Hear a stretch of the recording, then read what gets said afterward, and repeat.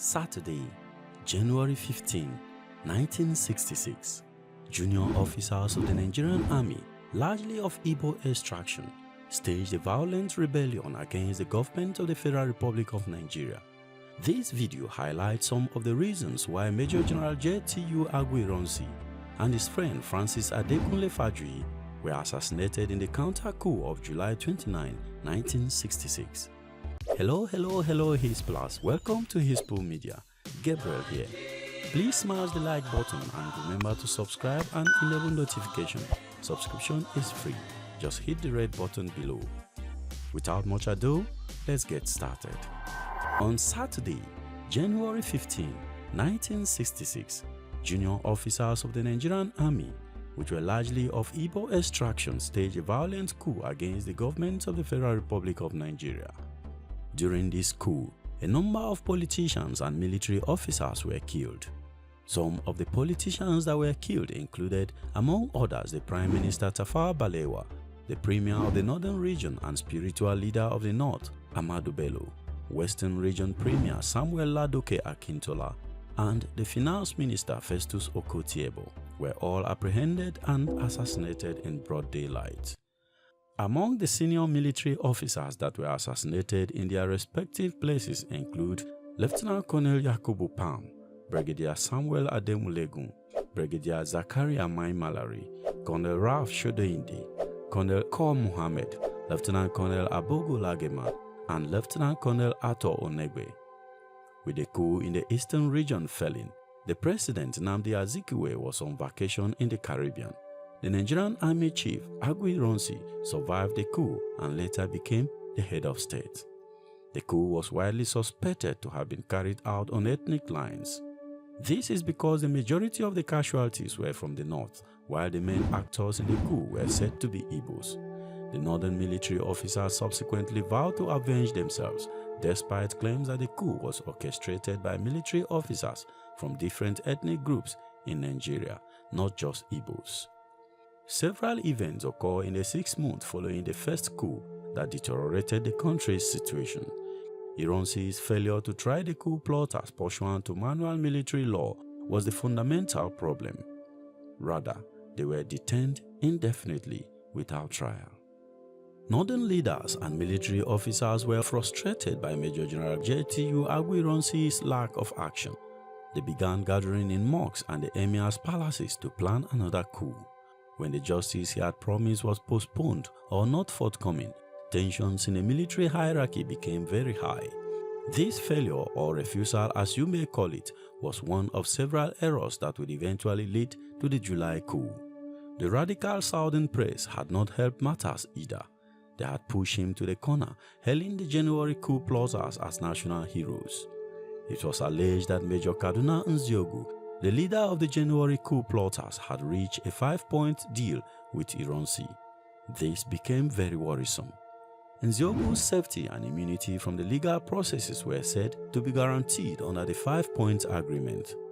As emotions began to grow and nothing seemed to be done, Yakubu Gowon, who was then a lieutenant colonel, made visit to barracks across the country, appealing to the northern soldiers to forgive and forget. But one would ask, was that the case, having been that he was a major beneficiary of the coup? Leave your thoughts in comment section. When General T.Y. Danjuma, at the time a colonel, asked General Ironsi about the fate of the January coup plotters, Ironsi would respond, justice would be done. Besides, several accounts claim that the killing of the northern leaders were mocked throughout the country. This contributed in fueling the fire. Rumors of the Prime Minister's death being particularly horrific heightened tensions, as did Ironsi's failure to divulge the condition of the so-called missing senior officers. It wasn't until after the counter-coup that the details of the death became public. Aguiyi-Ironsi issued a number of decrees to put a stop to the country's political violence and restore order and harmony. The Constitution and Modification Decree No. 5, also known as the Unification Decree, was one of them. According to him, extreme regionalism and tribalism had fractured national unity, and this order was designed to restore it. Nigeria was to become a unitary state rather than a federation as a result of this decree.